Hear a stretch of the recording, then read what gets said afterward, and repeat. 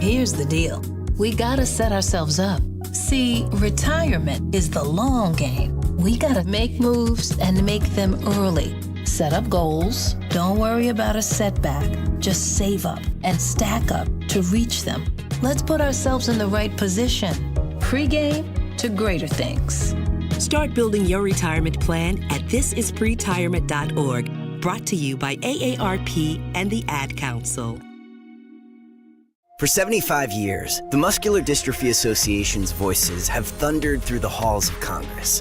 For 75 years, we've willed the impossible into existence. For 75 years, the MDA community has pushed the science, shifted the narrative, and established the field of neuromuscular medicine. And until that day, when this is all a thing of the past, you couldn't stop us if you tried.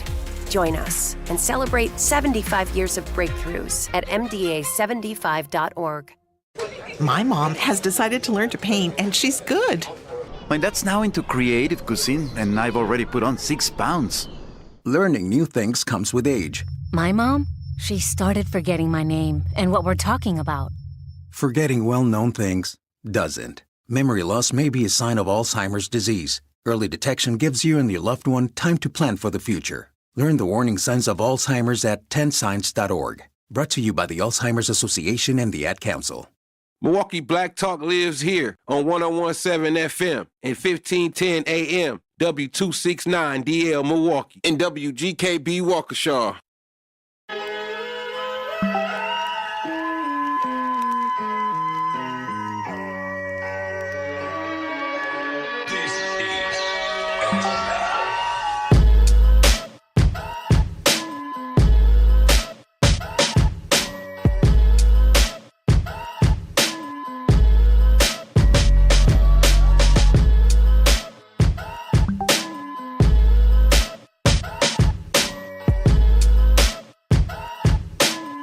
Yes, welcome back to the Grapevine. And Ray was on fire, man. He said one bill passed. I'm your host, Manan Sabir, the Grapevine. We're about to pick some more grapes. And also, you are on the award-winning The Truth 1017, and I'm glad you are here.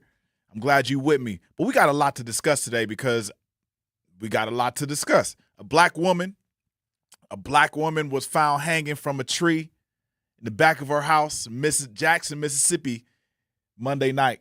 That's right. And before anybody tells me what this looks like, I need you to know that a black woman was found in the back of her house or back of a house in a tree. This is not the first body Mississippi has found in a tree in years. It is a consistent and a constant that there are more questions than there are answers. And guess where her body is going? I'm not going to even tell you where her body is going. I'm going to tell you. Her body is going right to the same coroner that has to investigate Mr. Nolan Wells. Yep. Her body has to go right to the same corner. Oh, boy. A black woman, somebody that we're supposed to protect, is found hanging in a tree in Mississippi. So we're going to start there. Then we're going to talk about how to keep our kids safe. How to keep our kids safe in a world that keeps handing us reasons to be afraid. Reasons to be afraid. Many conversations I've had in the last 24 hours in relationship to keeping our kids safe. Many stories have been told to me. Our kids need safe spaces, y'all. They need safe spaces. Plain and simple.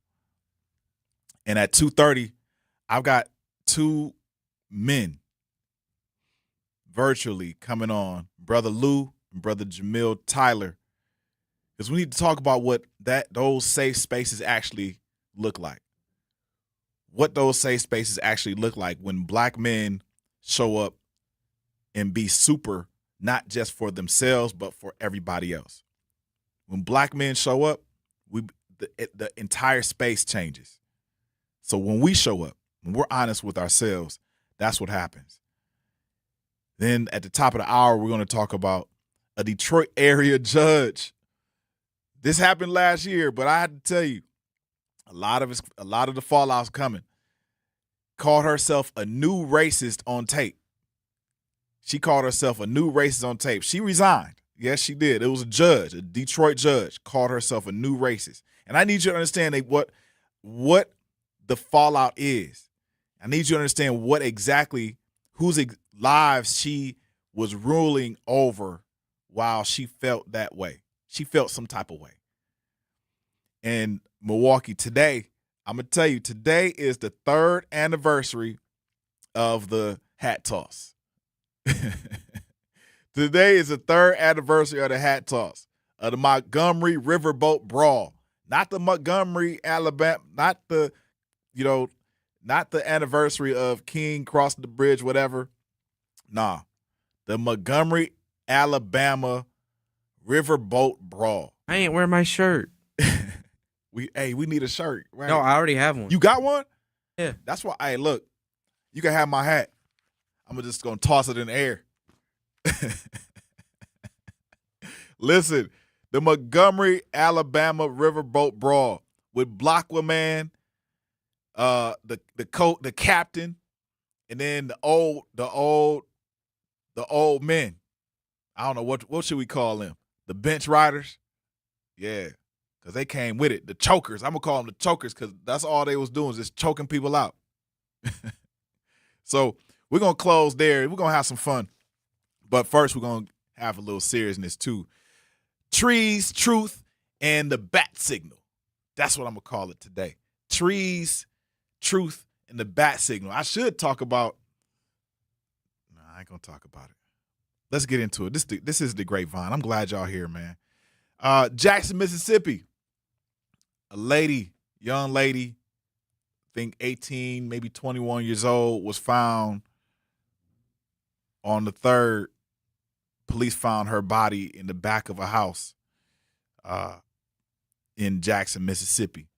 And she has not yet to be identified, but this isn't the first. This is not the first time, Milwaukee. Actually, it happened. It happens a lot. One is enough. It happened right here in Brookfield. Like what makes a person? What makes a person pick a tree that's black, take a rope, and themselves? What makes a person? What makes a black person do that? Right? What makes that happen? Why? Her body is now headed to the coroner's office, quite possibly being investigated as a murder investigation, possibly from different sources, possibly because they don't want the powder keg to blow up. So, but this isn't the first time.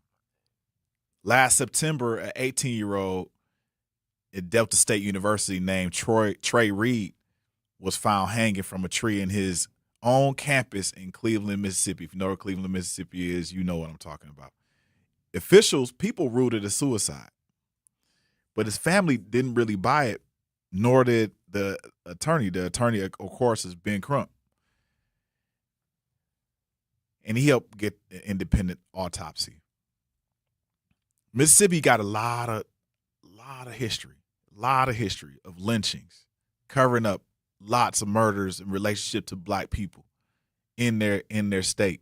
There's too many individuals that are going missing in Mississippi by way of running into the woods or have been just vanishing.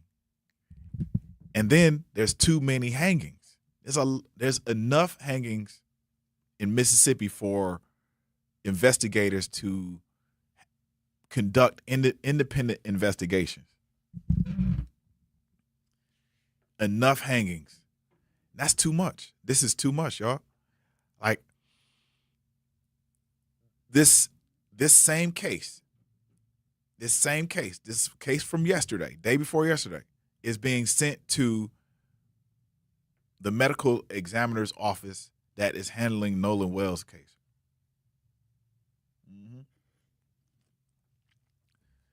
The young man that went missing off of Horn Island, Ocean Springs area on July 1st, July 4th. So I can't sit here and prove that any of this is either a cover-up or accidental. But it's a deep coincidence that we have young black folks, young black men and women that are going missing and or being hung in suspicious manners. This young lady, it doesn't make sense.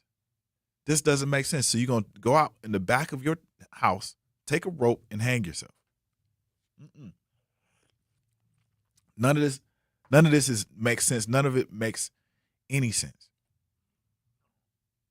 But what can I say is this. When the same state office has the final word on multiple suspicious deaths in the black community, is in the same short window, we need to start asking hard, non-paranoia-based questions. We need to be independent and thorough. And this isn't paranoia, man. We have to be independent and thorough. I think what we call this is due diligence. Due diligence is, somebody needs to be watching how these cases get handled very closely and very publicly. We need to watch how these cases are handled. Too many of our young people are going missing. Too many. And somebody knows something. And we can think about this. We got sex trafficking. Too many young people go missing in relationship to that. Then we have our young people who they claim are committing suicide being found hung in a tree. Multiple trees regularly across the nation. They're just being hung in trees. That doesn't make sense. That doesn't make sense at all. So, Milwaukee, when you hear found hanging in your tree, hanging in a tree, found hanging, period. What's like your gut, honest, gut level thought before anybody tells you what to think? Call in. Let me know. 833-212-1017, 833-212-1017. What's your honest take on if, quote unquote, found hanging, those words in a tree? Straight up. And we got to talk about protecting the ones still here. How do we actually keep our kids safe in a world that keeps handing us stories like this that we just passed? How do we keep our kids safe? Because that's a kid, 18 years old, 21 years old, that's a kid. Straight up. And we need to protect those people, especially it's a woman found hanging in the back of a tree, on the back of her house, on a tree. Nah. When we come back, y'all, we'll be back in 3 minutes. When we come back, we're going to discuss keeping our kids safe. It's prevention, not just prayer. Milwaukee Public School families, the first day of school is Tuesday, September 1st, and there's still time to enroll. MPS offers programs to fit every learner, including bilingual, Montessori, special education, and more. All MPS students receive free breakfast and lunch. Enroll today at milwaukeepublicschools.org/enrollment. Or visit MPS Student Services at 5225 West Fleet Street, Monday through Friday from 8 a.m. to 4 p.m. Thank you for choosing MPS. Milwaukee didn't wait for the state to fix its schools. Milwaukee built its own answers. Public charter schools, choice schools, schools where 100% of last year's Hmong American Peace Academy graduates were accepted to college. Francesca Hong wants to end that. Her plan would phase out school choice and shut down public charter schools, the very schools Black and brown families in this city rely on. On August 11th, vote for candidates who fight for our kids. Paid for by Leaders for a Better Community, Inc. Talking about guns with others might not always feel comfortable, but it could save a life. Here's a way to start a conversation. Your family is going over to your neighbor's home for dinner for the first time.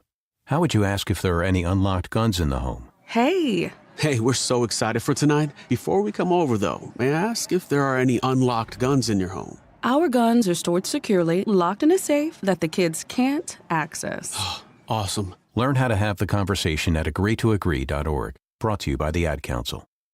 Wherever there's a need in our communities, there's a United Way, improving lives so everyone can thrive. Where more people can gain access to healthcare and nutritious food for their tables. Where more community members can benefit from financial education and get connected to local resources for housing support. And where children are given more chances to reach their full potential. Community is where we find our strength and where we share our hope. United is the way. Visit unitedway.org. Are people around me safe when I vape? Science does not support that belief. Exhaled vape emissions linger in the air, affecting indoor air quality and bystanders in the same space through secondhand exposure. Vaping emissions can also accumulate on clothes, hair, dust, and furniture, leading to exposure risks to bystanders of all ages. And vaping around a pregnant person can lead to serious health impacts on fetal and childhood development. Enough with the puff. Learn more at ul.org/vaping.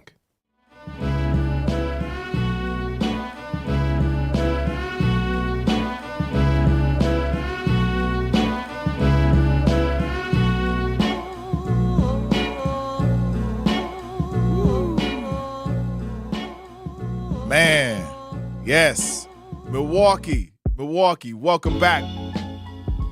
Ooh, that beat, boy. I don't know about that beat. Wu-Tang. Oh my gosh, when they came out with that, some of y'all weren't even born. Straight up. Welcome back to the Grapevine. I'm your host, Manan Sabir. We're picking some more grapes, and we're talking about keeping our kids safe. Prevention, not just prayer. A lot of us rely on the prayer, but we don't do the action. We don't do the action. The action, you got to prevent the kids from being in places where they don't feel safe. You got to keep them away from those non-safe places. It's important. It's highly important. We have kids. A lot of times we have kids who are they're making their own safe spaces. They're gathering in places where they want their friends to be. And so they make those spaces their own. They have their own schedule. They have their own activities within those safe spaces. But our kids need safe spaces. And they need our parents, they need you. They need you to not be afraid. They need you to not to be afraid. So after a story like the one we just talked about where the young lady in Mississippi was hung, I want to talk about, she was young. She was 18 years old from what they said, or 18 or maybe 21. And she was young. She was a young lady who was found in a tree. And that got me thinking about keeping our kids extremely safe. Because we're walking around, and I know so many individuals that have expressed to me that they're afraid. They're afraid of these kids. Our kids walk around, they're all black. They got Pooh Shiesty masks. They got all black on a 100-degree day and wearing hoodies. I get it though. I understand that piece. Mm-hmm. I know why. I definitely know why. Some kids go in and out of air conditioned buildings, so they wear their the hoodies all day in and out of air conditioned buildings. Sometimes they just feel comfortable in those those clothes. Some kids don't sweat as much, so they gonna feel like, man, this is what I'm wearing. All right, cool, and it probably protects their skin. They don't want to burn up, but you cannot be afraid of the kids. You can't allow yourself to be afraid of the kids. If they walk past you, you say something as adults. So I'm always thinking I want to leave, especially in this segment, I want to leave y'all prepared. I really want you to be prepared. One thing about children is you have to know their routine. You got to know their routine. You got to know their schedule. It was an accident. It was an accident yesterday right outside my spot. And it was a young man that was on off of Layton. And it was a young man that I heard the police coming down the street, had to been a chase about maybe 2 blocks. And he ran a light and he hit somebody. Car flips upside down. He's in the car. He's flipped turned upside down. He's just, and you could look, he was hurt. But then the other gentleman, I think he was in a black Tesla, was also hurt, but not as bad. So, but you could tell when they took this young man out of the car that he was young. He was a young kid. To me, he looked about 18, maybe 19 years old, maybe even younger. But if you don't know where your kids are in routine and also in schedule, who they're walking with, who they're, what their route is, what time they are moving around. If you don't have a built-in check-in system, even something as simple as a text message when they arrive somewhere, that it doesn't make them feel like they're being surveilled, but keeps you in the loop. It keeps you in the loop. That is quite possibly like one of the best ways for parents to do what they're supposed to do. That's the best ways as parents to do what you're supposed to do. And talk to them. Really, if I really think about it, with this young man, he learned, and it probably was a stolen car. He probably had the ability to get, to hack into the key fob system of this car. The new way to steal cars. They just not doing keys anymore. They doing whatever. They doing any car that got a push start. They tapping into those cars. So any car that they are, jumping through this electrical system, this technological system, they're taking off with it. They're using it. But where were this young man's parents? Where were his parents? His parents had to have been somewhere. Had to have been. And as a matter of fact, when they started taking him away, he had 2 groups of people that showed up. There were 2 young men that were talking to the cops, I think, basically about this incident, whoever their relationship is to the young man. But then also they started talking to the mom. It was the mom, had to have been the mother, shows up, and she was holding her heart because this young man stole that or had a car that almost killed somebody. It was a big, big crash. So talk to your kids honestly about the world without making them constantly afraid of it.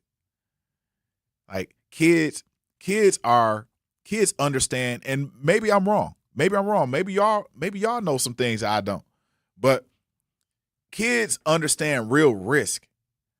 Kids understand real risk in age-appropriate terms. They make better decisions than kids who are either kept totally in the dark or overwhelmed with like complete fear. Kids do what the leaders are going to do.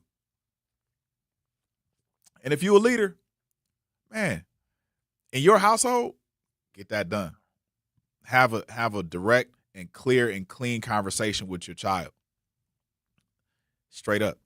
But then also teach them that their instincts are highly valid. Teach them that their instincts are valid. If a situation, a person, a vehicle feels wrong, they don't need a reason good enough to satisfy an adult before they're allowed to leave, yell or run. If you don't feel, if your child does not feel comfortable, and teach your children this, if your child does not feel comfortable at all, if your child does not feel like they are comfortable in a situation, even if you are there, listen to them. Listen. I know some of y'all know. I know some of you have been in situations where you had to talk to your child like, man, calm down, man. We just gonna be here for, you at an event, you tell your child, man, we're gonna be here for just a couple of minutes and we're gonna leave. Your child like, nah, I don't want to go. I do not want to go in. I do not want to be here. All right, 5 minutes. I'm out. I'm going right to the car. Those moments, right, they are family building moments. Those are family building moments. Moments where you know that your child has already said something about this. And against their best judgment, you're doing the opposite. So please, friend of mine told me about his daughter yesterday and things, the things that he had to do in order to make sure that his daughter was protected in the situation. It wound up involving the cops, and he wound up, proving himself right. But it were some things where, she was in trouble, and he had to come to the rescue. So Milwaukee, don't sleep on the fact that your kids have real valid truths that will keep them and you also safe. Talk to them. Give them a reason to open up. Give them a reason to be in that safe space. Give them a reason. Don't make it punitive. Open up. Get off your phone. All right, y'all. Listen, we're going to shift a whole lot of energy here. We're going to shift all the energy. At 2:30, I got two grown men virtually on this channel, the Grapevine. We're picking some grapes with them. We're going to talk about whether or not men can access being superhuman for their community and for themselves.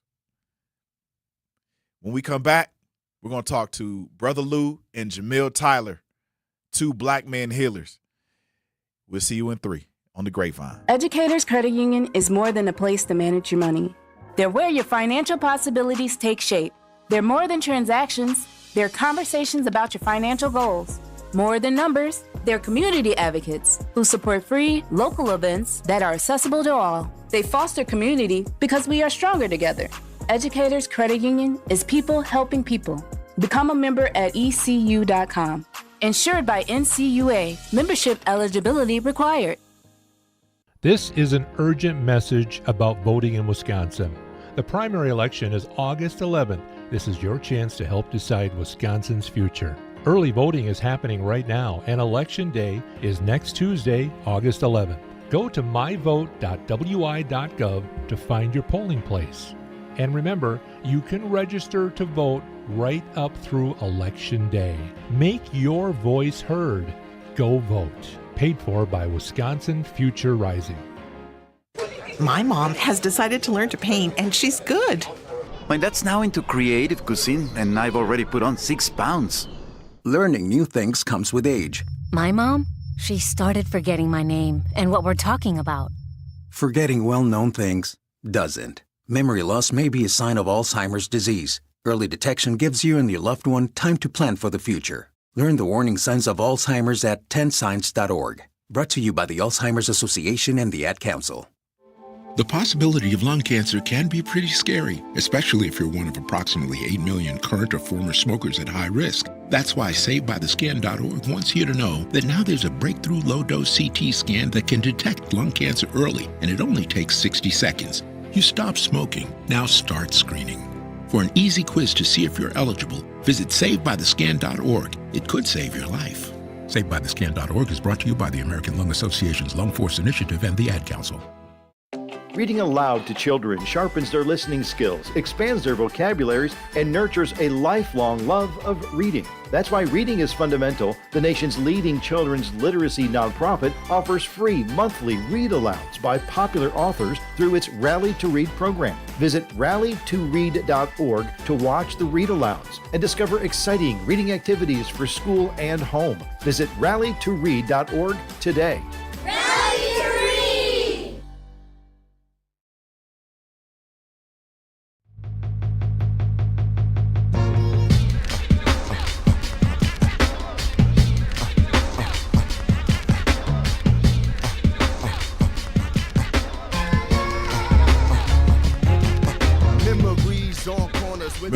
Milwaukee, welcome back to the Grapevine. Welcome back to the Grapevine, and we're going to do something different today. We're going to do something different. I'm glad we're picking some more grapes, and we're picking these grapes because it's time. It's time to confront our black men, right? Milwaukee, please welcome 2 men doing real healing work for our community. Brother Lou of Just Breathe and Brother Jamil Tyler. They're here virtually because that's what we do. We move and we heal. And so they're on the move, healing our community right where it stands. What's up, my brothers? Peace, peace was good, man. Thank you for having us, brother. Thank you for having us, brother, man. Yes, I'm glad you guys are here. Yeah, happy to be here, brother. Man. So let me you guys can hear me? Yeah, you good. Can you good? All right, good. I wanted to before we get going, I wanted to make sure that our listeners know we're conducting a Black Men's Healing Call series on the Grapevine, and we're picking some grapes in that way. The goal is to introduce the group of brothers that I've been around in my entire life for close to 30 years or longer. And every Sunday we have a Black Men's Healing Call every Sunday. For 2 hours, and we go through our healing modalities. We've been meeting consistently for about 3 years now, and we introduced the group last week, so hopefully people can tune into that segment and get a little bit more information about what we do. But we're going to get into it. We're going to talk about healing and what it means to be a black man healing right now. So hang with us, participate, be ready to call in if you feel like it, and also communicate on our YouTube chat. All right, my brother. Brother Lou, Brother Jamil, you got ready? Can we get started? Get we get started with a prayer and then get into the breath work? We're running just like we run it on the call, brother. Let's do it. Is that all right with you? Yep. All right. So we want to pray for the healing of our hearts and minds. We want to pray and ask for protection for our children and for our community as a whole. And we want to pray that today's segment and our time together is inspiration for men who, get inspired to take their healing more seriously, as well as women to get together with your sisters and your neighbors and co-workers and just women that you're around, man, and commit to healing together. So that is our prayer. Amen, Amen, and Ashe. Ashe. And Lou. Brother Lou. You're on mute, brother.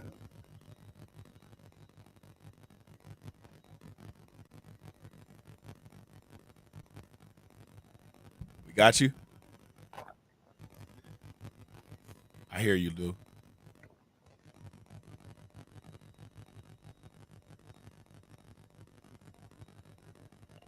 Hear you. Can we get you? Do we got you?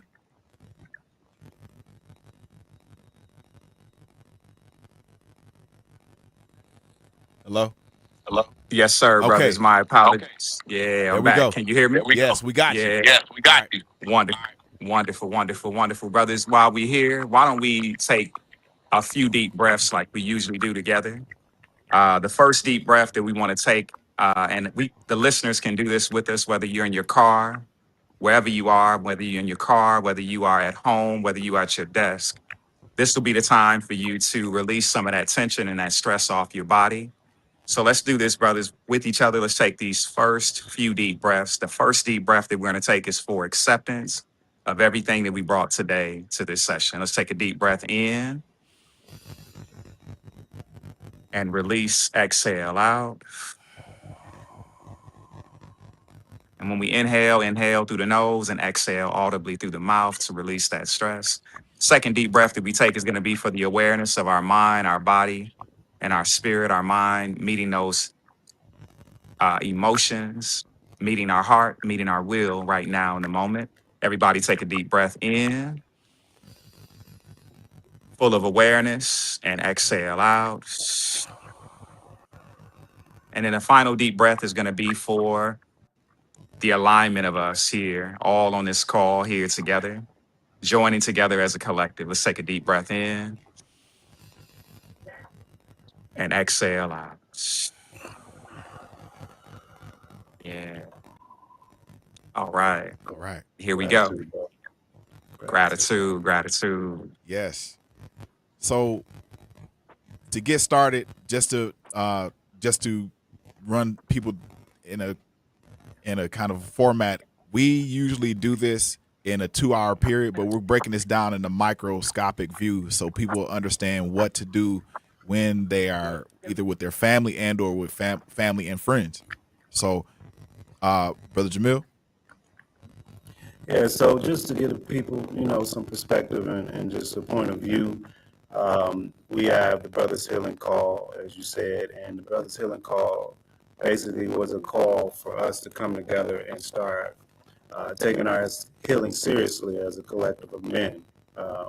Each one of us had our own struggle, our own journey that we were on, difficulties that we were, trying to work through on our own. And so what we decided to do was come together and work together to help heal one another.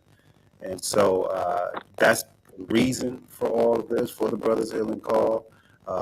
We made a commitment to be consistent with one another, to be accountable to one another. And our goal here, coming together with you, Brother Manan, is to inspire others to, get together with, their brothers and sisters or family or, whoever, come together and commit to being consistent with healing. I mean, we kick it together, we travel together, we family reunion, we do a lot of things together, but we rarely come together with the focus of healing in mind.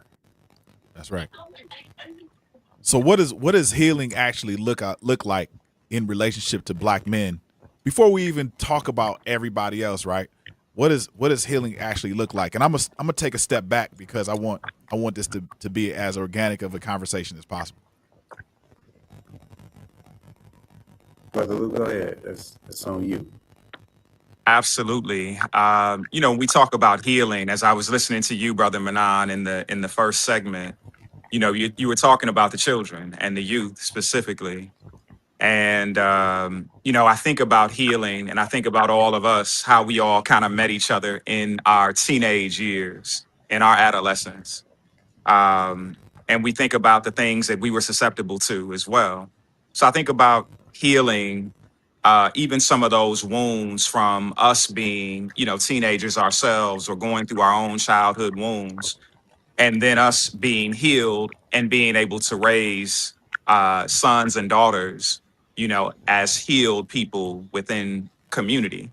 That's really a big deal, man. So what I see outside now, when you talk about the young people, I also see a role that we step into as men, as protectors, as keepers, as, not gatekeepers, but as people who are also prioritizing our health, our mental well-being, and doing that through practices like what we do on the healing call. So, Jamil, man, from your particular perspective, bro, how does that fit into where you are, right now? I'm just throwing that question back to you again.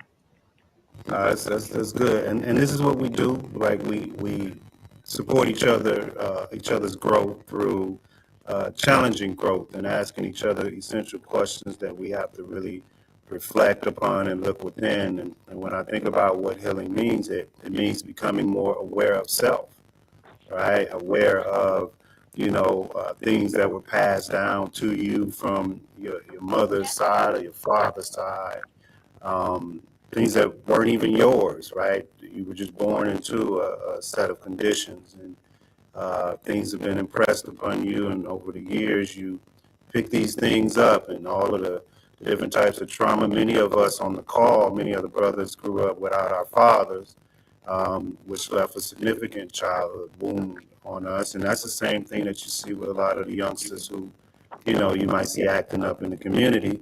It's fatherlessness, right? The lack of having that solid, strong male to guide and protect and to provide, right? Not having that example and demonstration of how we do this. And we grew up without that as well, right? And so we had to figure out a lot of things out on our own. But for me, healing is looking back at my little self and looking at all of the things that he had to deal with and basically loving him back to health, right? Loving him back to health. And I'm realizing that the more I do that work within myself, it frees me up and opens me up to be a better father to my own sons and, be a better, community leader, be a better mentor, all of the things that I am in community. So my healing has a direct impact on the healing of the community as a whole. And when we come back, we're going to talk a little bit more about healing and what it actually means to be superhuman. And is it our birthright? Is it our birthright as Black men to be just that? And how does our legacy play into the next movement of Black men? When we come back, we'll be back in 3 on the Grapevine. At Milwaukee College Prep, we believe brilliance lives in every child. Here, students are challenged, supported, and celebrated every single day. With small class sizes, dedicated teachers, and a proven track record of academic excellence, MCP is helping Milwaukee kids reach their fullest potential. Enrollment is still open for grades K-3 through 8. Spaces are limited. Apply today. Give your child a school where they'll thrive. Visit mkeprep.com or call today. Milwaukee College Prep, brilliance lives here. We asked parents who adopted teens to share their journey. When I met both of them, it was like my missing pieces were found. Like it was just like an instant, these are my kids. If you're considering adopting a teen, just do it. Kids need families. I don't care the age, everybody deserves a family. Learn about adopting a teen from foster care. Visit adoptuskids.org to learn more. A message brought to you by Adopt US Kids, the U.S. Department of Health and Human Services, and the Ad Council. Not completing high school is more of a social thing than it was an academic thing. Even though all these years have passed, I still had that longing to have my diploma. At age 30, Carissa finished her high school diploma. If you're even considering getting your high school diploma, you can do it. No one gets a diploma alone. If you're thinking of finishing your high school diploma, you have help. Find free adult education classes near you at finishyourdiploma.org. That's finishyourdiploma.org. Brought to you by the Dollar General Literacy Foundation and the Ad Council. Hear that? That's the sound of your life. Perfectly imperfect. Beating in rhythm to the world you've created. But every time you drive after drinking, the music gets drowned out. Your life sounds pretty great. Don't let a buzz ruin it. Buzz driving is drunk driving. Don't drive buzzed. A message from NHTSA and the Ad Council. Doctors Without Borders is delivering life-saving medical care where it's needed most in communities around the world. From bandaging war-wounded patients in Sudan to providing clean drinking water in Haiti, we're in more than 70 countries worldwide, bringing patients from sick to recovering, from emergency to aid, from crisis to care. This life-saving care is made possible by a global movement of supporters like you. Thank you.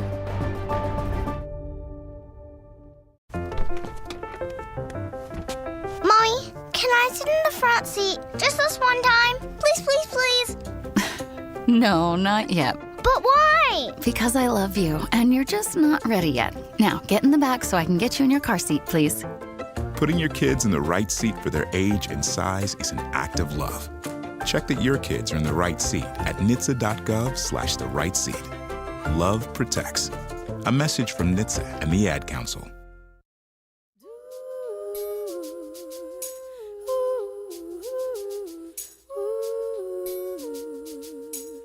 Yes. Welcome back. Life. I wonder. Will it take us under? We don't know yet. We're going to put on our flotation devices. Welcome back. This is the Grapevine. I'm your host, Manan Sabir. We're picking some more grapes with the Brothers Healing Call that I'm a part of. Been a part of it. Man, I might as well just say I might as well been a part of it since I was born, because that's how we operate and move with all my brothers on our healing call. For real. It's a number of us. We on the healing call, and I got Brother Lou and Brother Jamil Tyler on the award-winning The Truth 101.7 radio. I'm glad you guys are here because we're gonna move into the next section. I think the next section is quite possibly one of the more important sections. It's a longer piece.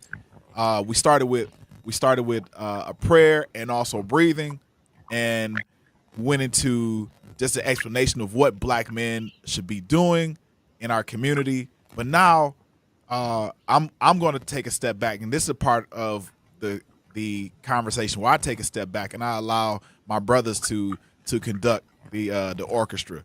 So let me take a step back and I allow one of my brothers to jump in and do some healing with all of us. All right. You know, I like the idea, man. It's all aligned, as we always say, of the superhero, right? And I got my super teacher shirt on today, man. And you know, Brother Lou, what's the connection between your superhero powers and healing, brother? We talk about that a lot. You all can hear me good, right? Yes. Yeah. I can hear you. So I believe that the connection between my superhero power and what was the other piece, good brother? And healing, brother. How does healing unlock those superhero powers? So I'll be honest with you, man, like coming back together with my brothers and doing what we do, that has unlocked a lot of my superhero powers from within myself. What I noticed was there were things that we got stuck, that I got stuck in personally. I can say that, from childhood wounds, childhood trauma. So unlocking some of my superhero powers just simply worked by getting involved in community with my brothers, really starting to become more vulnerable with my brothers, really being transparent about my journey and some of the things that I still was healing from, right, from childhood. It helps to have a safe space and a container. Manon talked a lot about the safe space in the first part of, the show. It's so important, man, that we build these safe spaces that are supportive of one another so that we can actually find our healing, find our superpowers. My superpowers, man, have really developed into more compassionate listening. The more that I get with my brothers, the more I find myself getting into this space of compassionate listening. The other superpower that I find is to be present. As I think about being present with you all every Sunday on the call, I also think about being more present with myself. I always tell people, man, whatever we want to give to other people, whether it be our children, whether it be our relationships, we have to be willing to give it to ourselves. So being present, man, with myself as I am right now out in nature, that's been a big part of my healing and tapping into those superpowers. What about you, good brother? Man, I think for me, healing from the direction that I came from, being with you guys and having these calls. Some days you're like, man, in all honesty, some days you look at the call, you're like, okay, all right, I got to talk to some people. No matter no matter how close we are, it doesn't matter. It was just me having to like gear up to expose my vulnerabilities in response to the questions that you guys were giving me.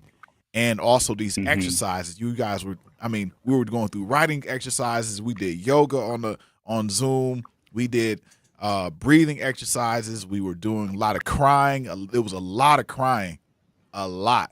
And brothers, we know that, black men don't cry. And this was, for me, it was the most massive event for me in my life, that of the things that I was going through, this thing became even more universal. Yeah, that's powerful. What about you, brother Jamil? For me, I think my biggest superpower that's been unlocked is my ability to connect, right, with my brothers spiritually, right? It's been a spiritual transformation for me, in the sense that when I hear my brothers speak, I can see myself in it, right? It's like that reflection. And then I can see how Spirit is working to release us from things that have been, we've been tethered to, that's been binding us up and holding us back individually, and as we work together, because that's really what it is. The other part of that superpower is like the Avengers, man, when we come together. I just watched Spider-Man with my boys, and, just looking at how when you come together and you work together, it ignites something in all of us, right? There's a lot of mental telepathy that go on, and telekinesis, and like all of these different special gifts, just because we're connected in that way. And I think when you're around people long enough going through the process of healing, it just opens up so much within you that you feel greater than just yourself, because you are connected to something bigger than self.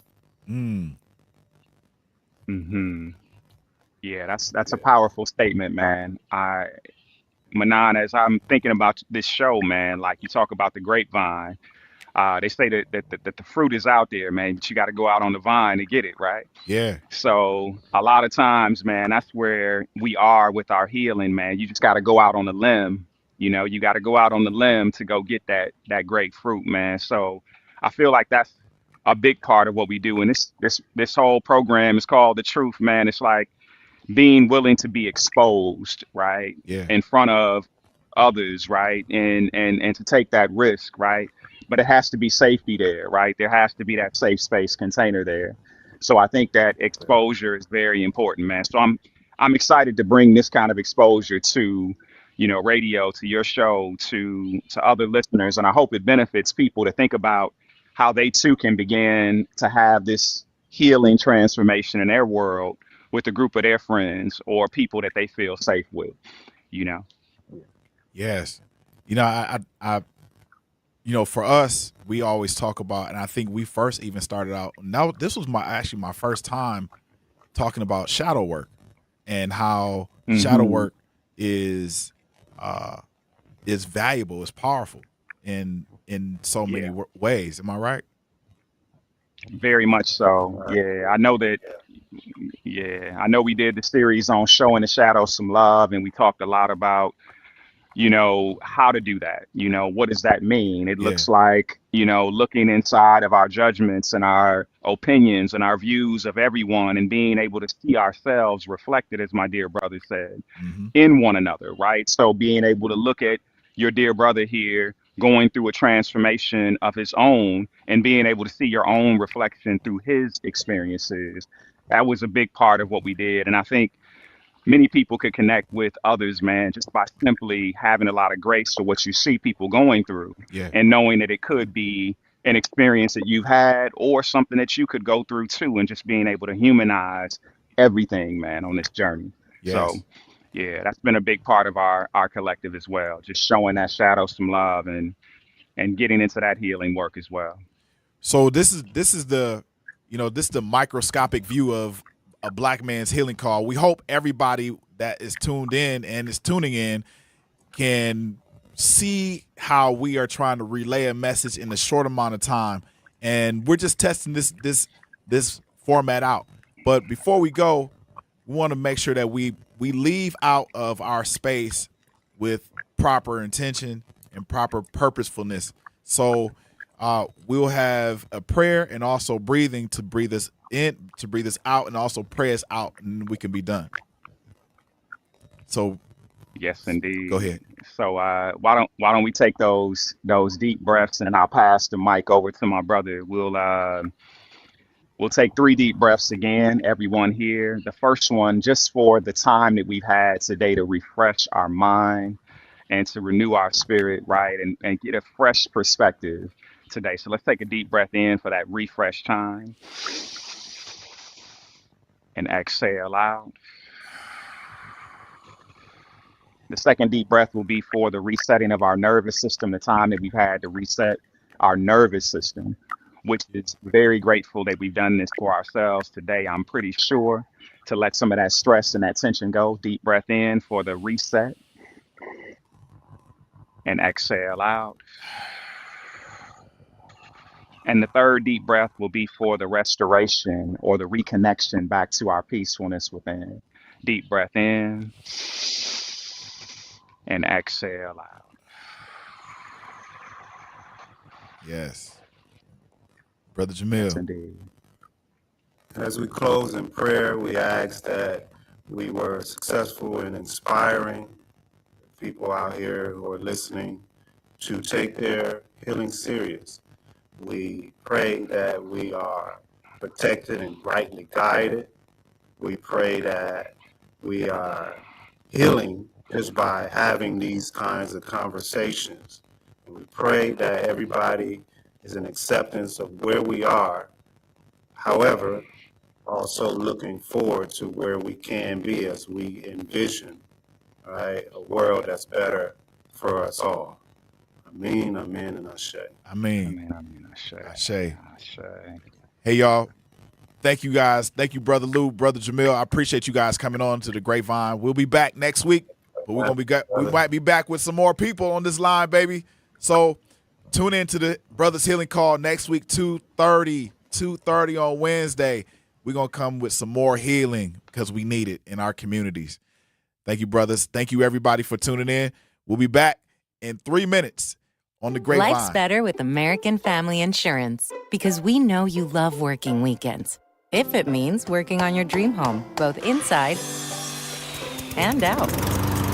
And we're here to help protect those dreams so you can enjoy peace of mind. Save up to 40% when you bundle home and auto. American Family Insurance. Get a quote and find an agent at amfam.com. Products, pricing, and availability vary based on the way you purchase insurance and by state. Some exclusions apply. American Family Mutual Insurance Company, SI, and its operating companies, 6000 American Parkway, Madison, Wisconsin. For 250 years, our armed forces have bravely served America. Wounded Warrior Project honors that legacy by supporting post-9/11 service members and veterans like Anthony, a Marine who was injured by a roadside bomb in Afghanistan.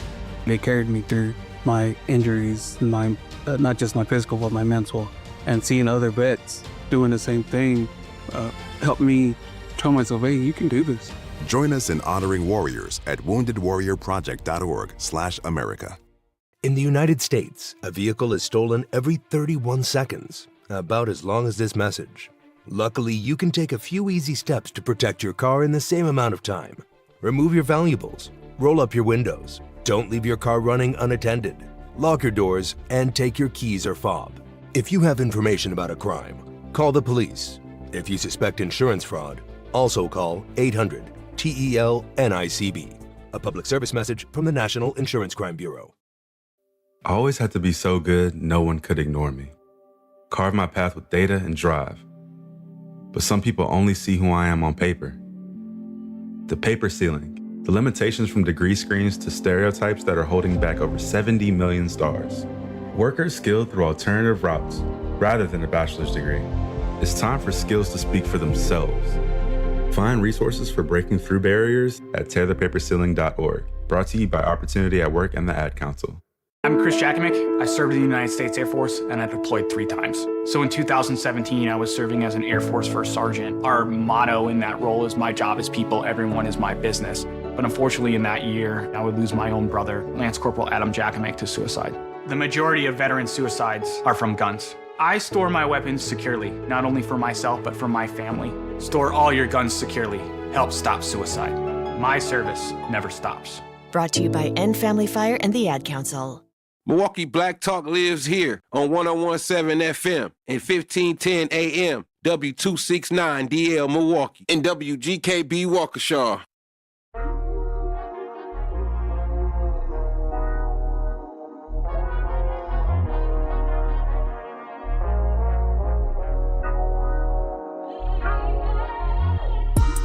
Welcome back to the second half of the Grapevine. You picking some more grapes. I'm your host, Manan Sabir, and I'm glad you're in the building with us because we just picked some grapes the first half. We talked about the young lady who was killed in Jackson, Mississippi. Then we got a chance to talk to my brothers who I'm on a healing call with. That's not all of them, though. We got a whole boatload of brothers that are on the healing call. So when I say my brothers, I'm literally mean my brothers, and that was beautiful. We went through some breathing. We introduced the healing call to folks. And then what did we do? We talked about black men healing, black men becoming superhuman. That's what we need. We need more of that. We need more superhumans. We talked about safe spaces, keeping our kids safe. Individuals that are not keeping our kids safe in safe spaces, they need to be placed on a different island. What the business is, looking to discover and support local businesses in our community, then make sure you tune in every Friday at 8 a.m. to Truth in the Morning with Homer Blow and Bailey Coleman for What the Business Is, powered by We Energies. Each week, you'll hear from local business owners as they share what their business is, where they're located, and one valuable lesson they've learned along the way. We Energies is proud to help power local businesses and the communities they serve. Don't miss What the Business Is every Friday at 8 a.m. only on Truth in the Morning with Homer Blow and Bailey Coleman, powered by We Energies, delivering the energy that powers local businesses. And the judge, there was a judge. Y'all got to listen to this. Milwaukee, not a Milwaukee judge, a Detroit judge. A Detroit area judge got caught on tape saying something super brazen. Super brazen. And I need y'all, I'm a let y'all know about this. Like, this ain't the first judge. This is not the first judge talking about how racist she is. A judge by the name of Kathleen Ryan of Oakland County, Michigan, a probate judge, meaning she ruled on, you name it, guardianship, conservatorship, mental health, commitment cases, decisions that control whether a vulnerable person keeps their own autonomy or gets it handed back to somebody else. Yes, that's right. On tape, September 2024, she called black people lazy. She called, in her own words, I'm not systemically racist. I'm a new racist. Let's play that video real quick. That breaking news from the 7 investigators. A local judge accused of making racist and homophobic comments is vacating her position after being removed from her docket more than a year ago. It's a story the 7 investigators first broke in September of 2024. 7 investigator Heather Catallo is here with what she has learned. This has been a long process. You'll recall we revealed recordings of Judge Kathleen Ryan making some shocking statements. Judge Ryan has essentially been on paid leave for 15 months and once described herself in those recordings as untouchable. The Judicial Tenure Commission has been investigating this for more than a year, but they did not take action against her. Her lawyer is confirming to me late today that she is retiring, and the vacancy for her position has already been posted by the governor's office for potential candidates to apply for an appointment to the bench. I can honestly say that, okay, I'm not systemically racist, I'm a new racist. The 7 investigators were the first to reveal the recordings that Oakland County officials say prompted Judge Kathleen Ryan. I'm not systemically racist, I'm a new racist. One more The time. 7 investigators were time. for an appointment to the bench. I can honestly say that, okay, I'm not systemically racist, I'm a new racist. The 7 investigators were the first to reveal the recordings I'm not that black, Oakland I'm a County new black. officials say prompted Judge Kathleen Ryan's removal from her docket in August of 2024. Black. I'm so off at this Black Lives Matter, hashtag Me Too, all this. Oh my God, like you. On Wednesday, a judicial vacancy was posted on the State Bar website saying the former Oakland County Chief Probate Pro Tem Judge was vacating her position on the bench. Kathleen A. Ryan presiding. Good morning. You may be seated. Ryan was a probate judge for 13 years until the Oakland County Probate Court administrator filed a complaint against her, alleging Ryan had been harassing him, calling him after hours for years, and making racist and other inappropriate comments. I've never met anybody that enjoys hurting people and brags about it the way she does, or intimidating people, scaring people.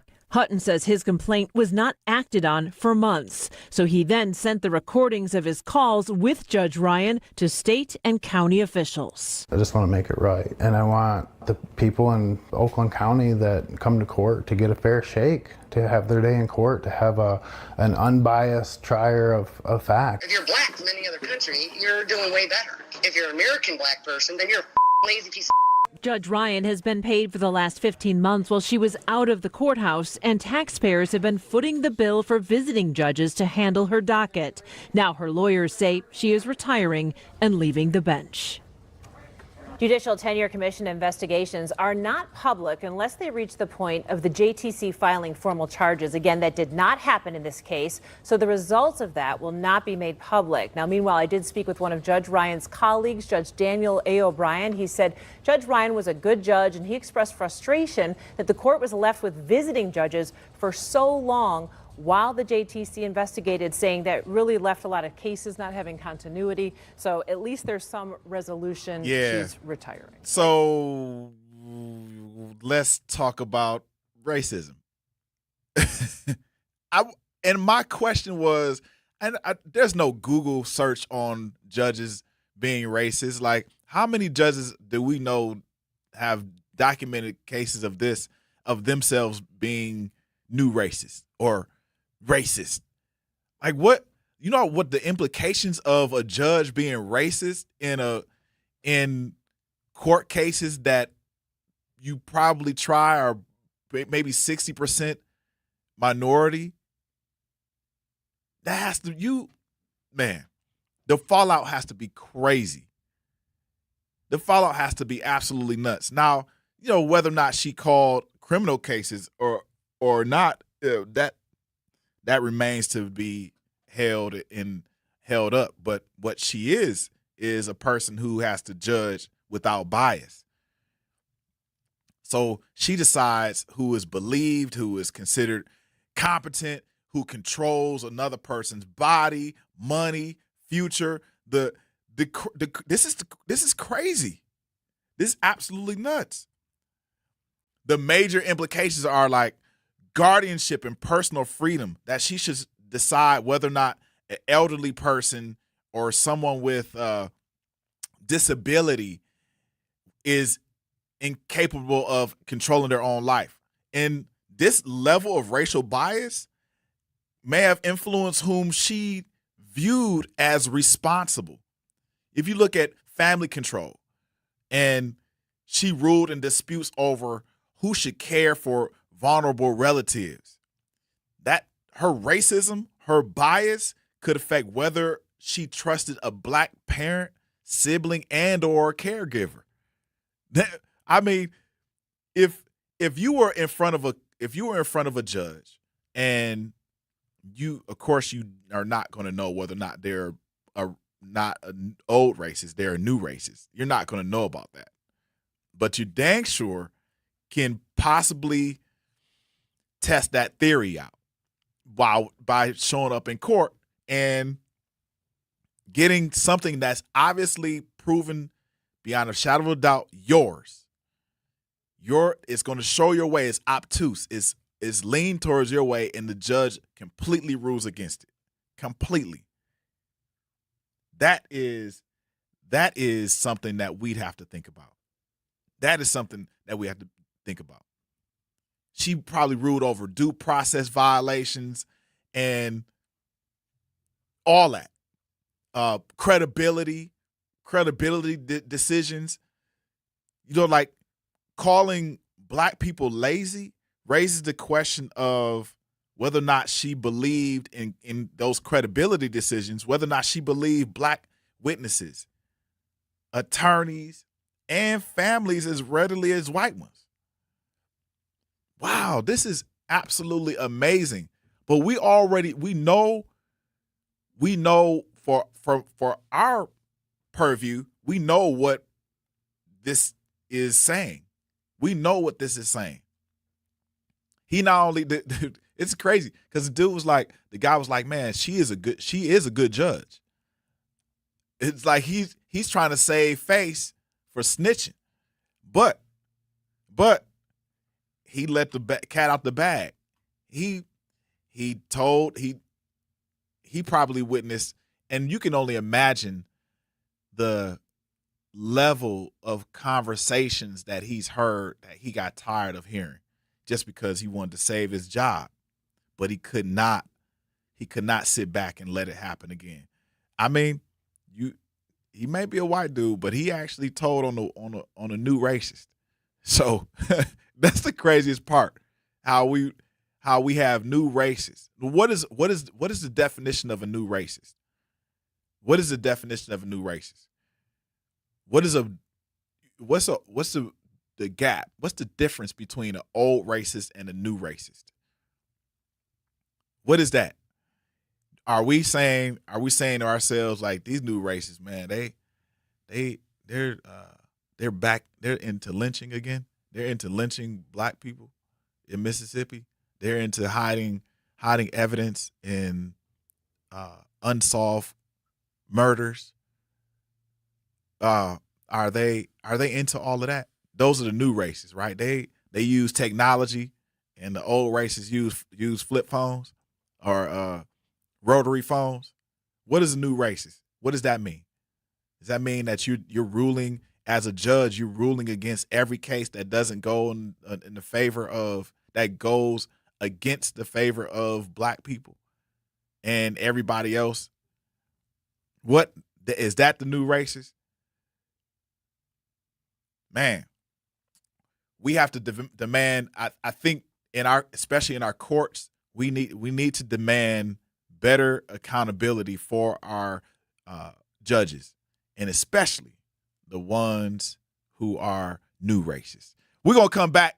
We're gonna pick some more grapes on The Truth 101.7. This is the Grapevine. I'm your host, Manan. We'll be back. Milwaukee parents are speaking with their choices. Today, almost half of all Milwaukee kids attend a school outside of MPS. In public charter schools, in choice schools, in schools their families choose to build a future around. These parents don't need permission. They need protection. On August 11th, vote in the primary for candidates who will fight for every Milwaukee family's right to choose. Learn more at cfcactionfund.org.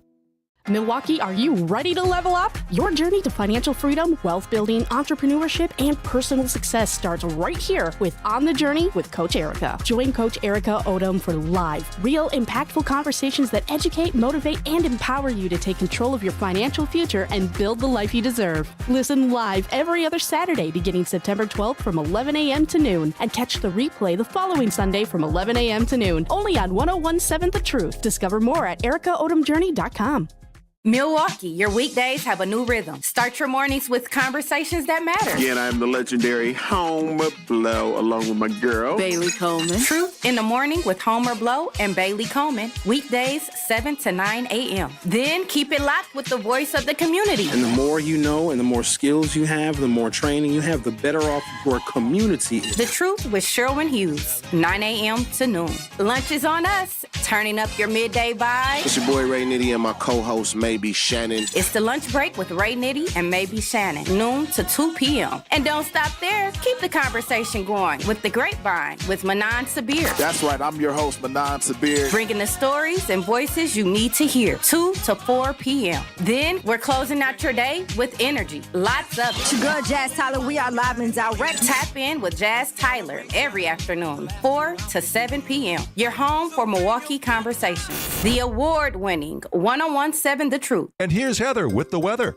Well, it's beautiful out there, sunny and 75, almost a little chilly in the shade. Now, let's get a read on the inside of your car.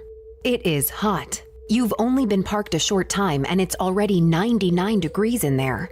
Let's not leave children in the back seat while running errands. It only takes a few minutes for their body temperatures to rise, and that could be fatal. Cars get hot, fast, and can be deadly. Never leave a child in a car. A message from NHTSA and the Ad Council. Say what I mean. I ain't no joke, we ain't making no memes. If I pull up on them, I'm making a scene. Then I'm making them scream. Straight from the bricks, I need a lick. I drink the body since I was a jig. Unlit, how can I miss? Came from the bottom and got me a chick. I'm a threat, I got a flex. You want the crime, but don't know what it takes. I am built different, I'm not what you think. I cannot lose, I go out with a bang. I hope you never say my name in vain. I'm with whatever, just not play no games. I know they say I change. Welcome back. I'm your host, Manan Sabir, the Grapevine, who picking some more grapes. We are picking some more grapes, and August 5th, 2023. August 5th, 2023. Montgomery, Alabama. The hat goes up in the air. Black America has never let that hat come back down. That Black America has never let that hat come back down. Y'all can't let that. The hat has to stay in the air. It's our back call. It's our back call. The Montgomery Riverfront Brawl. It's the anniversary of the Montgomery Riverfront Brawl. 3 years since the back call. And I'm a fighter myself, man. They was getting at it. They were getting at it. We got that video? Nah, it's all good. So this guy, his name is Damian Pickett. He asked, so I'm going to set this up. He asked a group of white boaters to move their pontoon boat out of the reserve dock. Words, got pitched back and forth. Went into like a little shoving match. And then Pickett got jumped. I don't know what he did, but he threw that dang hat up in the air, man. And it was a wrap. It was a wrap. The whole internet saw it the next day. I mean, they had, you already knew. You already knew when that hat went in the air, he was out. I'm trying to figure out why he threw the hat in the air, and he just held his hand in the air like it was a finger roll, like he was Earl to Pearl on the basketball court. He just held his hand right there, and the hat fell to the ground, and he got with it. He started squabbling. Lego. Hey, I'm really proud of y'all. Montgomery Brawl. Not one, but them all. Yep, Montgomery here it Brawl. is. Shout out, bro, that could swim. Do that. Oh, there it is. You really order them. Montgomery It was a wrap. Brawl. I mean, that was the flip. Like even the white dude was like, man, all right, let me let this hat go. When started some, so we gonna finish. Y'all did. And this time, everybody about to witness it. Bro told them to move, just doing this job. But y'all wanted to jump him, so now we got a prize. Let's get it. All right, bet. Let me tell y'all what really happened. Heard they was jumping on my cousin. Let me off, Captain. Cuz came out the water like, let's get it. Yeah. So with the chair like I got some action. After that, it was everybody from everywhere. 16-year-old dude. His name is Aaron. He jumped off another riverboat and swam across. He was swimming across. They could start calling him the Black Aquaman. Black Aquaman. As soon as when he came through, it was a wrap. He came out of that water. He looked like he was soaked, and he just went, and it was a whole nother holiday. It was a whole nother holiday. So he came out. Somebody pulled out a folding chair. I mean, the internet just had a field day. The FBI actually got involved. If y'all don't remember, the FBI got involved and found no incidents of like hate crime. This was just, I think a family of individuals that had a pontoon boat and didn't want to move their boat, and then they got into a fight with these folks. Might have been drinking or whatever, but it was one of those. It wasn't something that the folks, especially the riverboat co-captain, and then also the kids who were part of this. It wasn't the fact that they wanted to fight. They wasn't out there to fight, man. They was out there to work. But the gentleman threw a punch first, and then once he threw that punch, it was a wrap. The guy started fighting. He started, the black dude started going into his football mode. So yeah, I mean, shout out to the black the revolutionaries at the Alabama brawl, and shout out to y'all for defending yourselves, man. I really appreciate that. Sometimes you got to stand up for yourself, because it takes a lot, especially in a state like Alabama, where a lot of things have a lot of injustices have happened, for you to stand up and fight back and fight against a crime. So I think a few people got misdemeanors. Some people got suspended sentences, community service, but legally is not the same as culturally. Milwaukee. This became for us, it became one of the purest, funniest, proudest displays of black unity this country has seen in years. I mean, people was coming from all different parts of that riverfront. Like, you had the dudes. I mean, after the first part of the fight, when that dude threw the punch and them guys walked away, and they banded up, the white family had banded up, and then black dude, I don't know where his crew came from, but they had shirts off, tees, they was with it, and they started running after these people, and then it was on and popping. It was on and popping. Then you had the young guys come through, and they did their thing. Then the older people, that one guy had a folding chair, and the other guy, his might have been his brother, was choking another guy. That was a lot, man. Yeah, here it is. Here's a wrestler. They pushing people in the water. Shout out to the girl. Hey, now y'all done started some, so we gonna finish it. And this time, everybody about to witness it. Bro told them look, there go Aquaman right there. I call him Blockwoman. Blockwoman was, hey, he was swimming like Michael Phelps. He got over there fast. And he wasn't even tired, because he came up. He 16 years old, handling grown men. this wrestling. Seen a couple of Wow. go night-night. And we got the first black man to swim to a fight. Salute. If you mad at this song, See, look at it. Look. That's the crew. Man. This is absolutely the crazy part about this is like I'm surprised the amount of people that actually stayed dry. Cause me, I'm tossing people in the water. They still like I'm tossing people in the water. You going ham. You out. Now here's the group of the young kids. They got to pulling their pants up. All their shirts off. All their shirts off. Hey, I'm really proud of y'all. Montgomery Brawl. Not one but them all. Montgomery Brawl. Shout out bro that can swim. Montgomery Brawl. Yeah.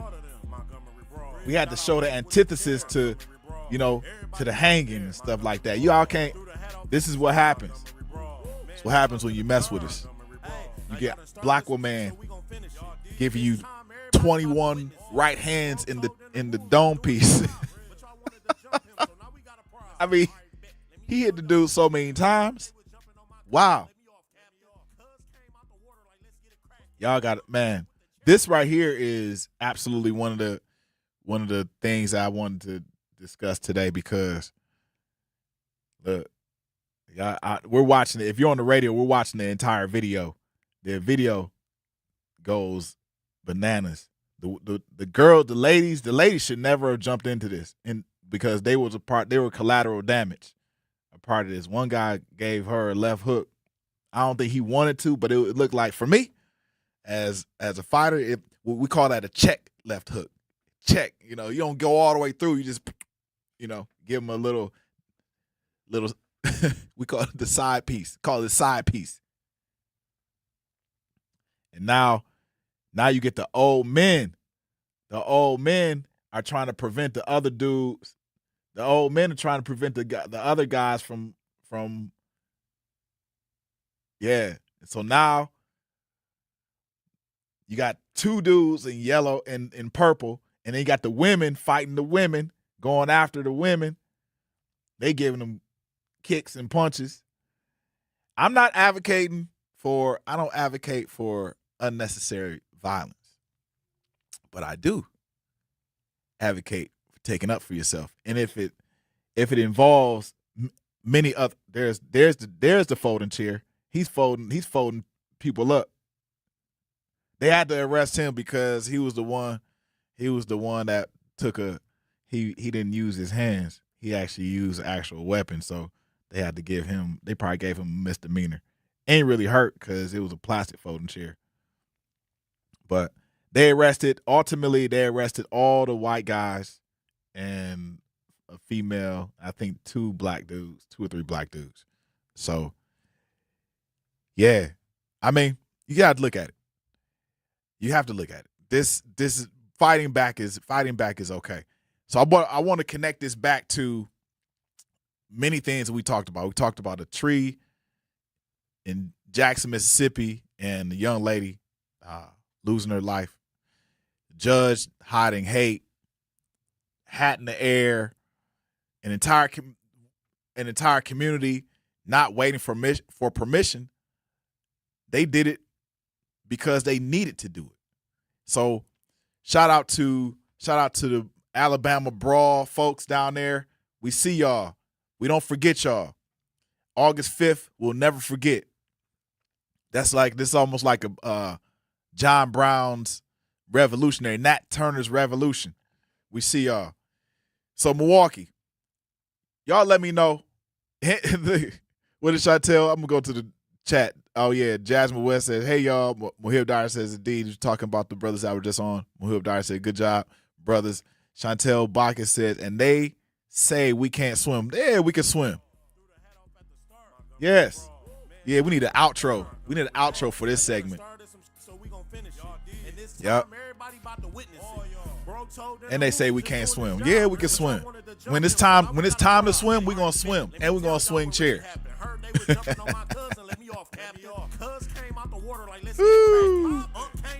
We'll be back in 3 minutes, man. Keep that going. Like I got Even the women getting hit. Like, what happened? Hey, this shit was kind of lit. Like, damn, it's cracking. I even seen a rock bottom like, this wrestling. Seen a couple of them boys go night-night. And we got the first black man to swim to a fight. Salute. If you mad at this song, don't mention me. Don't do it. That chair going down in history.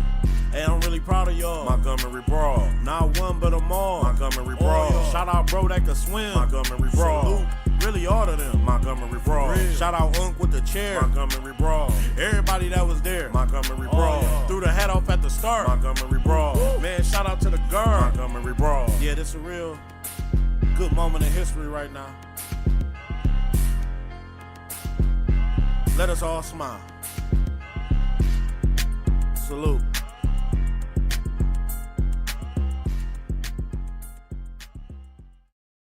Craving something fresh, fun, and absolutely delicious? Then head to Goody Gourmets, celebrating 20 legendary years of gourmet popcorn that's bursting with flavor. From sweet to savory and everything in between, every batch is handcrafted with premium ingredients made to bring joy to every bite. Stop by 6369 North Green Bay Avenue and discover why Milwaukee can't get enough of Goody Gourmets. Open Monday through Saturday. Treat yourself today at goodygourmets.com. Goody Gourmets. Fresh, delicious, legendary. Here's the deal. We gotta set ourselves up. See, retirement is the long game. We gotta make moves and make them early. Set up goals. Don't worry about a setback. Just save up and stack up to reach them.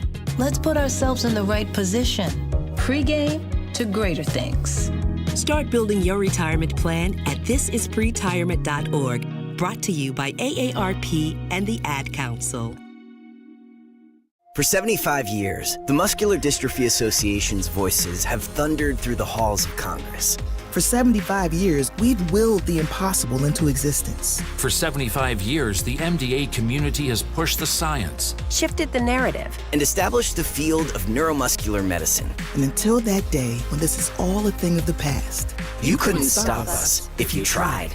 Join us and celebrate 75 years of breakthroughs at MDA75.org.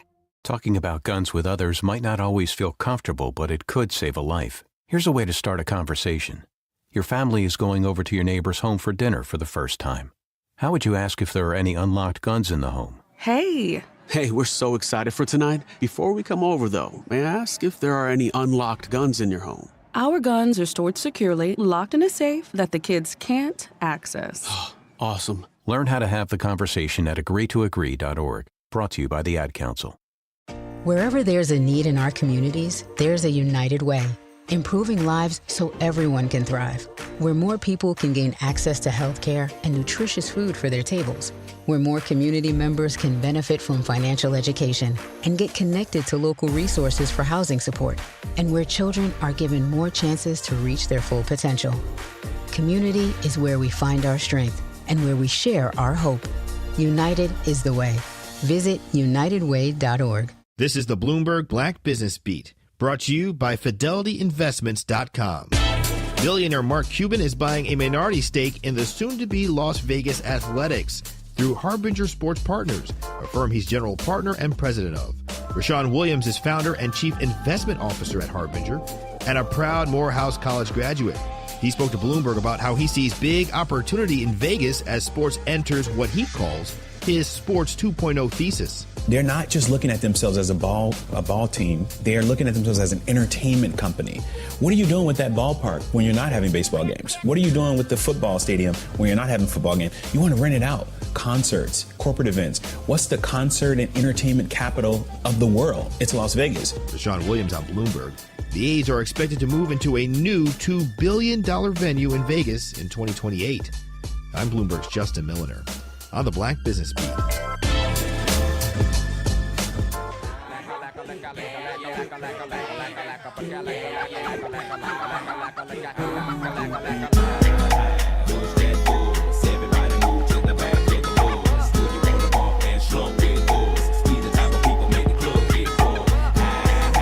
Hush that fuzz. Everybody move to the back of the buzz. Hey, y'all, listen up. I'm your host, Manan Sabir, the Grapevine, and thank you for tuning in to the Grapevine and picking some more grapes with you. I got something to talk about. I have something to talk about. Black women. I'm glad you guys are here. Glad you guys are listening. You're on the award-winning Truth Radio 1017, we need to talk about something. We got to talk about your hair. We got to talk about your hair. I know. And I'm not talking about swimming. That's one thing. I know the hair curls up as fast as it can. We're not talking about swimming. It's a product 70% of black women wore in the past year. Yes. It has 169 chemicals. 169 chemicals. It's really the same stuff in pipes, pesticides, floor tiles, sitting on your scalp for weeks. 41 out of 43 products contained at least one hazardous chemical. 91% had a substance linked to cancer or reproductive harm. 10% had hormones disruptions. That's right. 10% had hormone disruptors. So why does it hit black women the hardest? And this is not like if you are wearing hair extensions, and you just had them just one time, it's not a one-time thing. This is a, hair extensions, you usually wear them for weeks or even months, and then you kind of get them redone, whatever in between time. But these are what is in the hair extensions are called PFAS or forever chemicals. And a study by Consumer Reports in 2025 found carcinogens in all 10 hair braiding brands. All 10 hair braiding brands. So 9 out of the 10 had lead. And look, I ain't got hair, so I can talk about this. But I want to make sure that you all realize what is going on in your hair, because I do care. And this is related to the women who are wearing hair extensions for weeks up to months. So if it has direct contact with your scalp, your neck, fumes can be heated. And that's where the researchers based a lot of their research at. So some people can't even recall not seeing certain relatives without hair extensions. And this is, for us, it's chronic. For us, it's really, really chronic. So I'm gonna play this. Do we got that clip? The clip is about this lady. This lady did an interview. She was interviewing a doctor about the chemicals that go on women's hair. We're not gonna play all of it, but we're gonna play enough of it so y'all can get an understanding of what she's talking about your hair. Health. It's a story we've been tracking closely. Potentially harmful chemicals making their way into braiding hair and extensions that are often marketed to black women. By some estimates, over 70% of black women use hair extensions or weaves at least once a year. Now, new data released this month is shining a light on the potential risks of these cosmetic products. I spoke with the researchers behind these 2 new studies. A style often deemed as protective for black women is now under scrutiny as 2 new studies warn of health risks in hair extensions. On Tuesday, Consumer Reports revealing new findings that human, synthetic, and plant-based hair extensions from 30 brands have volatile organic compounds or heavy metals like lead. Human hair by far had the most lead that we've ever seen in testing these products, orders of magnitude above synthetic hairs. The study looked at 3 samples of each brand, and there were some exceptions. One product with no heavy metals, another with low heavy metals. So that tells us that these manufacturers can make a safer product. Nearly a year ago, we spoke with medical student Crystal Thomas, whose commentary on braiding hair led to Consumer Reports' first analysis. I noticed my hair was itching and it was just difficult to breathe overall. Now, research is expanding. The Silent Spring Institute, a scientific research nonprofit, testing 43 hair extension products. We found chemicals in these products that are associated with cancer, reproductive harm, and also birth defects. The hair containing 169 chemicals, including flame retardants and pesticides. We found that all but 2 of the products that we looked at contained at least one of those hazard chemicals. What substances most alarmed you and why? The compounds that most alarmed me from this study were the organo-10 compounds. Those are compounds that are typically not found in consumer products. We know that they're associated with endocrine disruption in humans as well as cancer. While both studies had small sample sizes, calls for more research and regulation are growing, with New York and New Jersey introducing legislation to regulate or ban synthetic braiding hair in 2025. The Safer Beauty Bill package also reintroduced in the House last year. There needs to be more efforts to uncover some of the products and their risks. For more on what these findings. So, if you want a copy of that, video, you can just pretty much go to YouTube and look it up, because a lot of this is not new, but enough of it is. And now they're starting to do a lot more research, clinical research trials on the harmful chemicals that are found present. But what they did not prove is that these extensions cause illness. So more research is needed on long-term effects of the hair extensions. But the straightener data is stronger. So frequent use of straightener more than doubled uterine cancer risk. Yes. So that's what they're really, really talking about. And I want to know, for stylists that are out there, and we're going to talk about this some more, but for stylists, has a client ever asked what's in the hair? Like, do you actually take precautions when you are taking something out of a package? Do you actually look at what the ingredients are inside of that particular package in relationship to the hair, or you just take it out the package and get to working on a woman's scalp? Because we know that a lot of these styles are protective styles. Like some women like to go swimming, some women like to work out. Like, these are protective styles. And to do a black person's hair it's a lot of work. Because once that water hits that hair, it's a wrap. So, and then why does a product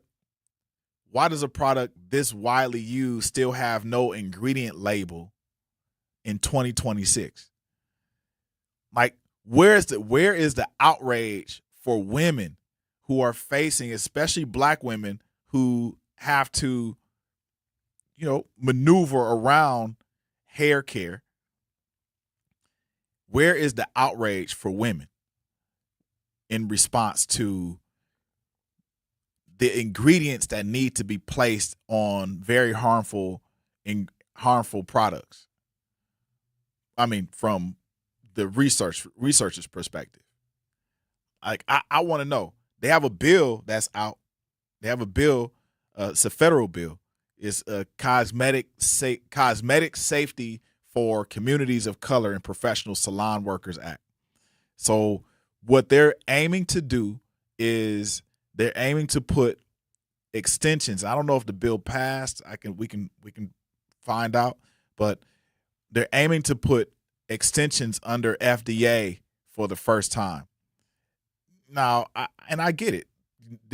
You may be the person who's like, man, I don't want the FDA to regulate these hair extensions. That means that there could be a underground market in relationship to the hair extensions coming into America.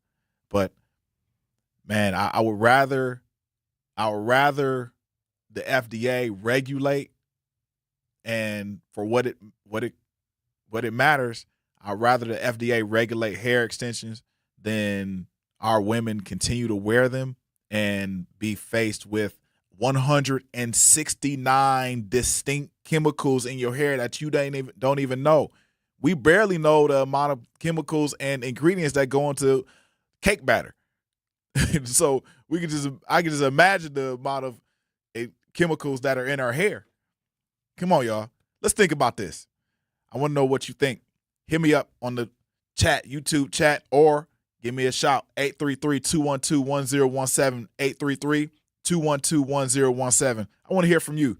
What do you think about hair and what's really in the hair extensions, the chemicals and the forever chemicals that are in your hair? Because it's causing problems. We'll be back in 3 minutes for the Grapevine. I walk on the shoulders of giants who have come before me. I am ASAP and Maya Angelou. I am Marva Collins and Frederick Douglass. From A to Z, I celebrate, emulate, and commemorate their example. This is part of the Declaration of Excellence Milwaukee College Prep Scholars recite, not just during Black History Month, but each and every morning, because our students don't just honor history, they're determined to shape it. Enroll your scholar at MilwaukeeCollegePrep.com. Join us for the 16th Annual Bronzeville Week, the premier celebration of Milwaukee's rich African-American legacy of culture, arts, history, and entertainment. Bronzeville Week takes place Saturday, August 1st through Saturday, August 8th. Bronzeville Week starts with the Harambe 5K Walk Run, followed by the Bronzeville Cultural and Art Festival, and ends with the Bronzeville Art Walk. From fashion shows, dance demonstrations, and conversations about Bronzeville, to entertainment, great food, and natural hair expositions, the 16th Annual Bronzeville Week includes it all. Log on to milwaukee.gov/Bronzeville for a complete list of events. Bronzeville Week is presented by Alderwoman Milele, ACOG's Historic King, Drive Bid, Bader Philanthropy, and Thrive On, and the City of Milwaukee. This is an urgent message about voting in Wisconsin. The primary election is August 11th. This is your chance to help decide Wisconsin's future. Early voting is happening right now, and Election Day is next Tuesday, August 11th. Go to myvote.wi.gov to find your polling place. And remember, you can register to vote right up through Election Day. Make your voice heard. Go vote. Paid for by Wisconsin Future Rising. Are people around me safe when I vape? Science does not support that belief. Exhaled vape emissions linger in the air, affecting indoor air quality and bystanders in the same space through secondhand exposure. Vaping emissions can also accumulate on clothes, hair, dust, and furniture, leading to exposure risks to bystanders of all ages. And vaping around a pregnant person can lead to serious health impacts on fetal and childhood development. Enough with the puff. Learn more at ul.org/vaping.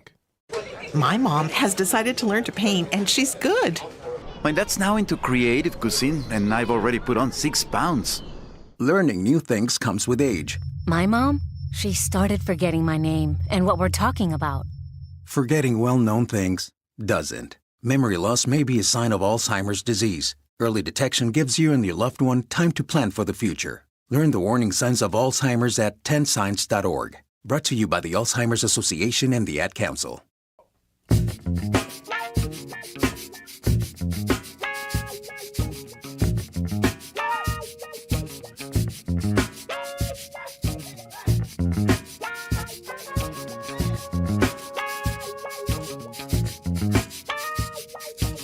Woo!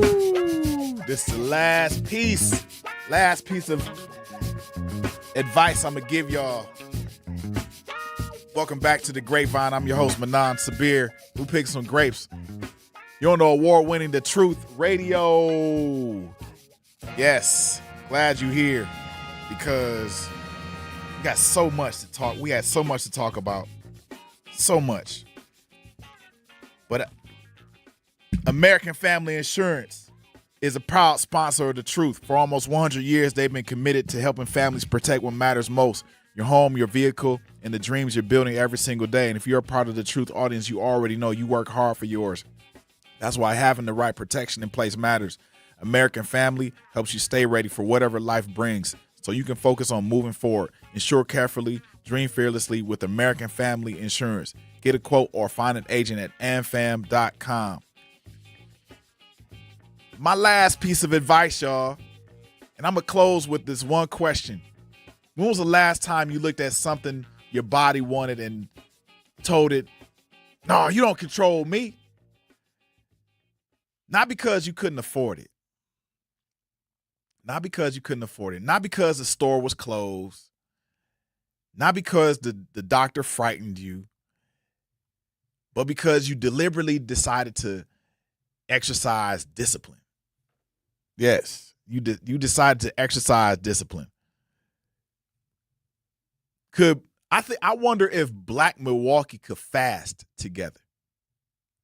If we could have a collective, if we could go one day, without feeding every craving, every clicking every notification, answering every insult, and buying everything that's advertised to us.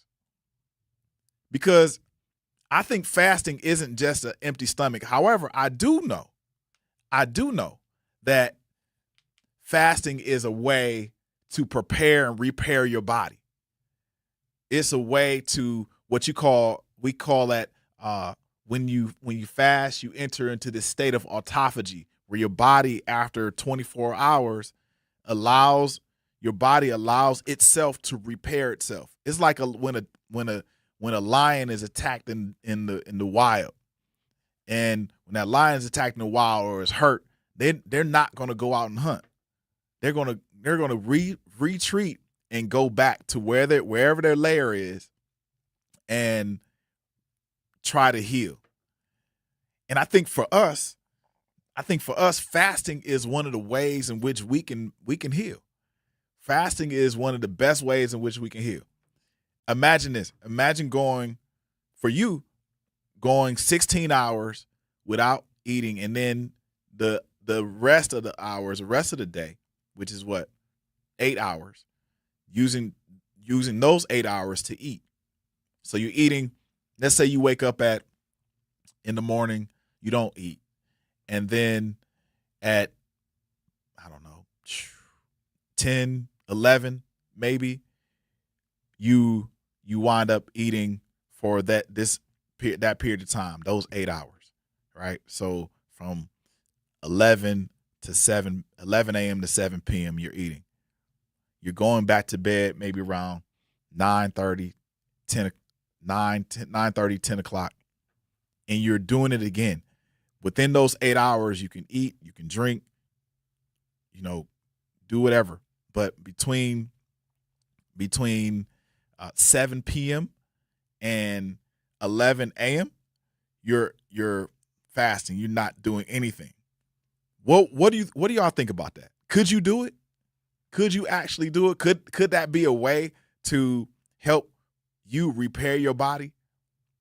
A lot of us don't feel like we can do it because your body is really asking you. Your body is asking you who's in control. Your body is asking you who is in control. And in reality, you have to tell your body that you are in control. And this matters for us. This matters for not just our body, but our families and also our community. Our community is facing a real health emergency. Nearly and this is in America, nearly 6 out of every 10 Black adults in America have high blood pressure, hypertension. Black adults have the highest hypertension, high blood pressure rate of any major racial group measured by the CDC and some of those other organizations. But let's be responsible here. Fasting is not a magical cure for hypertension, high blood pressure. So I'm not saying that, or diabetes or obesity. It doesn't replace going to the doctor, checking things out, making sure that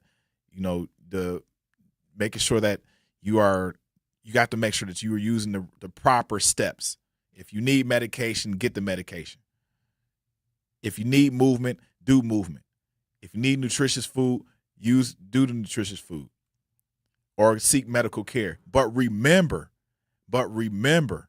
that doing the right thing is, for me, it's fasting. I'm going to fast. Usually for me is every Monday and Thursday. So I skip a couple of days and I fast. I skip a couple more days and I fast. Now, what does my fast include? What does my fast include? My fast is I eat nothing. I eat air. I don't eat anything. On Mondays and Thursdays, I'm not eating at all. I'm waking up and I'm trying my best not to eat any food. And what does that do to my body? My body, it takes a rest. It takes a break from digestion. My body takes a break from having to answer the call of digestion and, urination and all the other stuff. It takes a break, and it's okay. It's like running your car across country and then parking your car knowing that you pushed it at 100 miles an hour the entire time you ran your car across country. You got to stop. You have to stop. And a lot of us it's hard for us to stop. So, I'm not going to say power is starvation, but power is creating a boundary. Power is creating a boundary between dinner and midnight snacking, a boundary between hunger and your habits, a boundary between what the body needs and what an industry trained us to crave. Fasting doesn't have to stop with food. Fasting doesn't have to stop with food. But what if we fasted from sugar, alcohol, social media, arguments? What if we fasted from all of that and we just came into the realization that, shoot, man, we can do this. We can do this. We ain't got to be angry. I guarantee you, if you are angry, if you're angry with yourself and you start fasting, oh man, you'll probably be even more angry and then happy that you got food in your belly after you stop fasting. So freedom is possessing. Here's my word of advice. Freedom is possessing the discipline to say no. Freedom is the discipline. Freedom is the discipline to say no. That is freedom. Hey, y'all. That's the show. That's the Grapevine. I'm glad you're here. You were picking grapes with me. Guess who's coming up next? Jazz. Jazz Tyler is up next. Tap in with Jazz. Stay tuned. Don't go anywhere. We're still in the building.